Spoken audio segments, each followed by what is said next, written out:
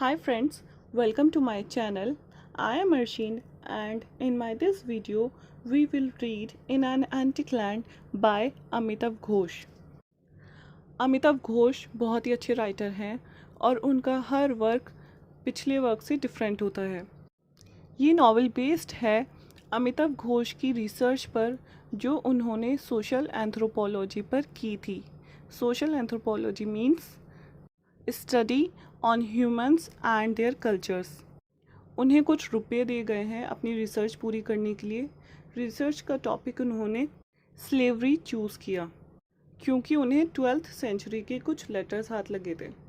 ये letters Jewish businessman के थे जो कि इजिप्ट में रहता था। इस नावल में उन्होंने 12th सेंचुरी का पूरा बैकग्राउंड क्रिएट कर दिया और दूसरी तरफ जो स्टोरी चल रही है वो उनकी खुद की रिसर्च की चल रही है जिसके लिए वो इजिप्ट गए थे।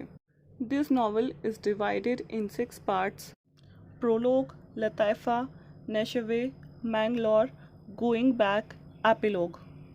ये हैं स्क्रीन पर मेजर कैरेक्टर्स जो अमिताभ घोष को अपनी रिसर्च के दौरान मिले थे। अबू अली, इजिप्ट में अमिताभ घोष का मकान मालिक। Sheikh Musa, elder of village. Ustad Sabri Mustafa, uncle of Ghosh friend. Jabir, cousin of Sheikh Musa's wife. Ismail and Nabil, ये दोनों अमिताभ घोष के दोस्त बन गए थे इजिप्ट में। नेक्स्ट हैं ये historical characters of 12th century. Khalaf ibn Ishaq, Ibrahim Ben ईजू।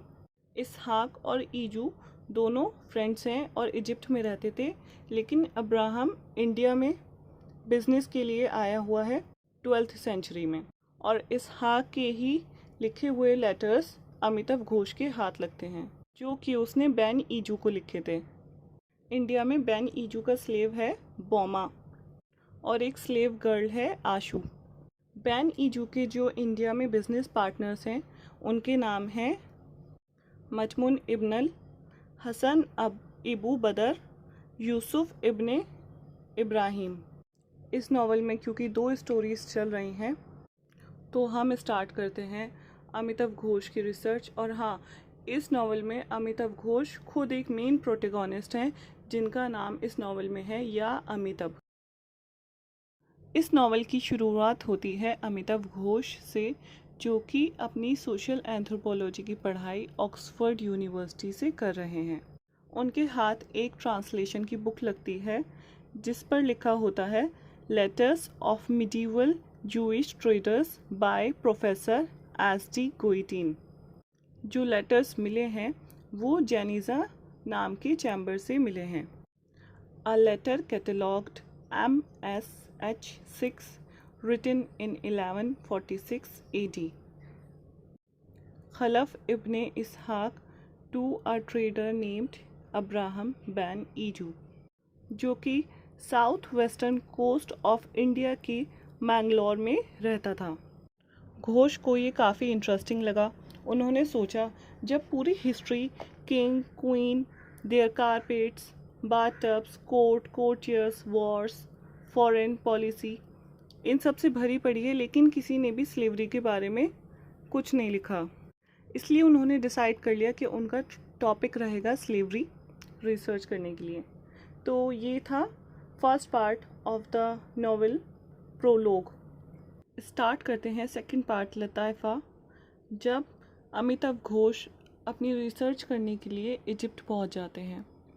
इस नावल में अमिताभ घोष 3 बार इजिप्ट गए हैं। फर्स्ट विज़िट है उनकी 1980 से 81 के बीच में और सेकंड विज़िट है आफ्टर 7 इयर्स 1988 में और उसके बाद लास्ट टाइम 1990 में। और ये नावल जो पब्लिश हुआ है वो हुआ है 1992 में। अमिताभ घोष इजिप्ट के एक गरीब गांव में ठहरते हैं। वहाँ उन्हें एक किराए के मकान की ज़रूरत होती है और मकान मालिक के रूप में उन्हें मिलता है अबू अली जो कि रिचेस्ट मैन है उस विलेज का। अबू अली के पैर में इंजरी होने की वजह से उसे फील्ड में काम करने की बजाय स्कूल जाने की इजाज़त मिली। स्कूल जाने के बाद उसकी अच्छे लोगों से काफ़ी जान पहचान हो गई थी और उसे अपनी एरिया में एक शॉप खोलने की इजाज़त भी मिल गई थी, जिसमें वो जितने भी एसेंशियल गुड्स हैं वो सेल कर सकता है। सिर्फ एक वो ही इस एरिया में शॉप पर हर तरह के प्रोडक्ट्स रख सकता है। काफ़ी फ़नी कैरेक्टर दिखाया है इसका। इसको शॉप पर बैठ कर अपने बड़े से पेट पर हाथ घुमाने के सिवा और कोई काम नहीं है।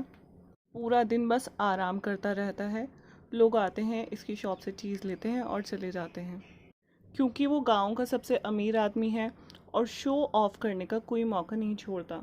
उसके पास एक जापानीज़ मोपेड है जिस पर बैठकर वो ऐसा लगता है जैसे गार्गेंटन लॉलीपॉप है बिना स्टिक के।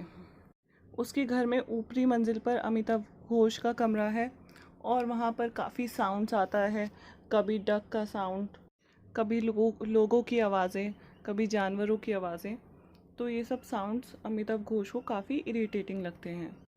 उस्ताद साबरी मुस्तफ़ा एंड जबीर बहुत इंटरेस्ट रखते हैं अमिताभ घोष में, क्योंकि वो उसके कल्चर के बारे में जानना चाहते हैं बहुत कुछ।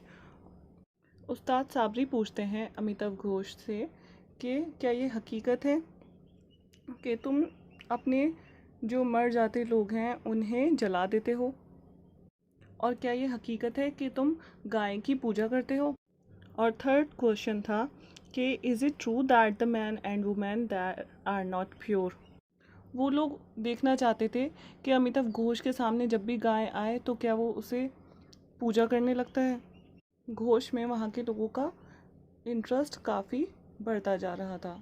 और ऐसा नेचुरल है, अगर हमारे भी नेबर में कोई फॉरेन से आएगा रहने के लिए तो हम भी उसके कल्चर के बारे में जानने के लिए काफ़ी क्यूरियस रहेंगे। उन लेटर्स के बारे में जानने के लिए घोष अरबी लैंग्वेज सीखते हैं, जिससे कि उन्हें मिडिल ईस्ट के बारे में जानने के लिए काफ़ी आसानी होती है। जिससे कि उनकी बुक कंप्लीट होने के लिए उन्हें काफ़ी कुछ मिल गया था। दूसरी तरफ उनकी जो रिसर्च चल रही है बैन ईजू और उसके स्लेव बॉमा की, उसमें रिसर्च करते करते उन्हें बैन ईजू के 3 बिजनेस पार्टनर्स का पता चलता है जिनके बीच लेटर्स लिखे गए थे आपस में।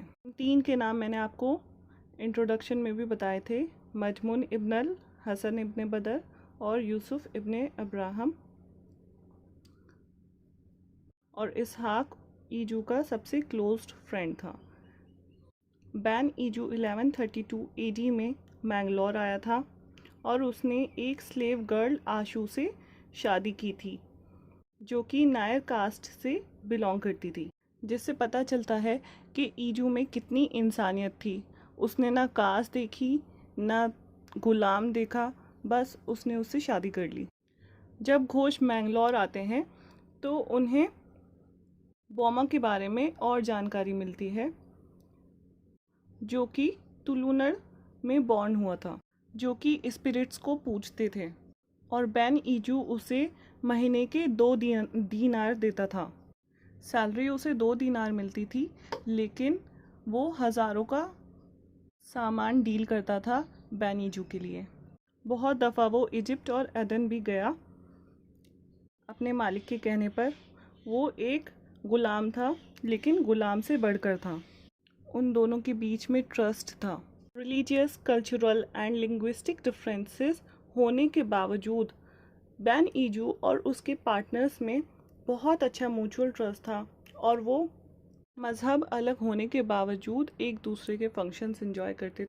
उस टाइम के लोग पैसे भी कमाते थे, अपना कल्चर और रिलीजन भी शेयर करते थे और ईज़िली एक कम्युनिटी के लोग दूसरी कम्युनिटी के लोगों से शादी भी करते थे। आज के ज़माने में तो ये एक यूटोपिया जैसा साउंड करता है, लेकिन अफसोस इस बात का है कि ये सब अच्छी चीज़ें आज के टाइम पर ख़त्म हो चुकी हैं। उस टाइम पर इंडिया, अरब एंड चाइना के बहुत अच्छे ट्रेड रिलेशन थे, लेकिन वास्को द गामा के इंडिया आने के बाद, जो कि एक पोर्टुगीज़ था, 17 मई ऑफ 15th सेंचुरी, उसने जब ट्रेड करने के लिए इंडिया में कदम रखा तो बॉमा, बैन ईजू और आशू जैसे अच्छे लोगों की स्टोरी का ख़ात्मा हो गया। पोर्टुगीज़ ने इंडियन ओशियन के रास्ते इंडिया के साथ ट्रेड करने का अधिकार अपने हाथों में ले लिया। यहाँ पर घोष अपने गुस्से पर काबू नहीं कर पा रहे हैं। जैसा कि पोर्टुगीज़ एंड ब्रिटिशर्स ने इंडिया को कॉलोनाइज़ किया। बेसिकली जो थीम होती थी घोष के नॉवेल्स की, इम्पेरियलिज्म एंड कॉलोनियलिज्म। इम्पेरियलिज्म मतलब होता है दूसरे राज्यों पर कब्ज़ा करके उसे अपने कंट्रोल में ले लेना, और कॉलोनियलिज्म मतलब होता है कि एक कंट्री पर कब्ज़ा करके उस कंट्री को जितना एक्सप्लॉइट हो सके उतना करना। लाइक जैसे ज़मीन से जितनी भी चीज़ें उग रही हैं सब कुछ कम दामों में ख़रीद लेना, मतलब उसे खाली कर देना, बर्बाद कर देना। घोष को बैन ईजू और बोमा के चले जाने का बहुत ज़्यादा दुख है। लास्ट में घोष ने ये भी लिखा है कि ट्रेंड ऑफ कंज्यूमरिज्म का डेवलपिंग वर्ल्ड पर क्या इम्पैक्ट पड़ता है। जब घोष 7 साल के बाद इजिप्ट जाते हैं दोबारा, तो वहाँ पर गांव में काफ़ी चेंजेस आ गए हैं। वहाँ की यंग जनरेशन गल्फ़ कंट्रीज़ में पैसे कमाने के लिए चली जाती है। जब वो अबू अली के घर जाता है, ये 1989 की बात है, तो शेख मूसा के साथ में वहाँ पर कलर टीवी होता है, food processor, a handful of calculators, a transistor radio, couple of cassettes, a pen that was also a flashlight, a watch that would play tunes, a key ring that answered to a hand clap, और बहुत सारी चीज़ें। और उसका पुराना घर बदल के 3 मंजिला अच्छा खासा मकान बन चुका है, और उस पुराने मोपेड की जगह टोयोटा ट्रक खड़ा है। लोगों के मिट्टी के घर की जगह पक्के मकान बन चुके हैं। से ऐसा लगता है जैसे वो किसी और ही जगह आ गया।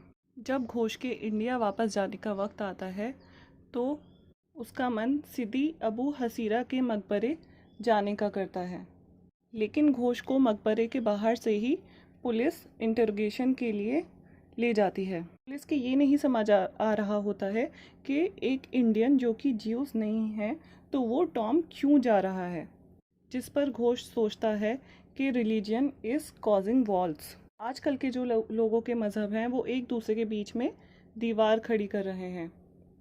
फिर घोष पुलिस ऑफिसर्स को अपनी स्टोरी सुनाता है बैन ईजू और बोमा की, बताता है कि वो किस तरह से रिसर्च करने के लिए इजिप्ट आया है। तब पुलिस ऑफिसर्स उसको बोलते हैं कि डेवलपमेंट एंड प्रोग्रेस के साथ ये मकबरे वगैरह से लोगों के बिलीफ ख़त्म हो जाएंगे एक दिन, जिसे सुनकर घोष कहता है कि ये डेवलपमेंट एंड प्रोग्रेस की सबसे भारी कीमत होगी लोगों के लिए। इस नावल का एंड होता है अमिताव घोष की लास्ट विजिट ऑफ इजिप्ट से, जो कि 1990 में हुई थी, just after 3 weeks of Iraq की इन्वेजन ऑफ कुवैत। इराक ने कुवैत पर हमला किया था 1990 में, ये तब की बात है। इराक से लौटे अमिताव घोष के एक दोस्त ने उसे बताया कि इराक में रहना उनके लिए कितना मुश्किल है। वो लोग रात में बाहर नहीं निकलते, क्योंकि अगर कोई ड्रंकन इराकी तुम्हारे सामने आ गया तो वो तुम्हें मार देगा। तुम्हारे वीज़ा, टिकट्स, पेपर्स जो भी होंगे वो लोग फेंक देंगे, और ये सबूत ही मिट जाएगा कि कोई इजिप्शियन इराक में रह भी रहा था। क्योंकि वो लोग ऐसा सोचते हैं कि हमने उनकी कंट्री में रहकर उनकी जॉब्स छीन ली और हम लोग अमीर होते जा रहे हैं, जबकि we are fighting and dying. 12th century और आज के वक्त को कंपेयर करते हुए इस नावल का एंड हो जाता है। आई होप कि मेरा एक्सप्लेनेशन आप लोगों को पसंद आया होगा। प्लीज़ मेरी वीडियो को लाइक एंड कमेंट ज़रूर करें एंड सब्सक्राइब करें मेरा चैनल। Thank you.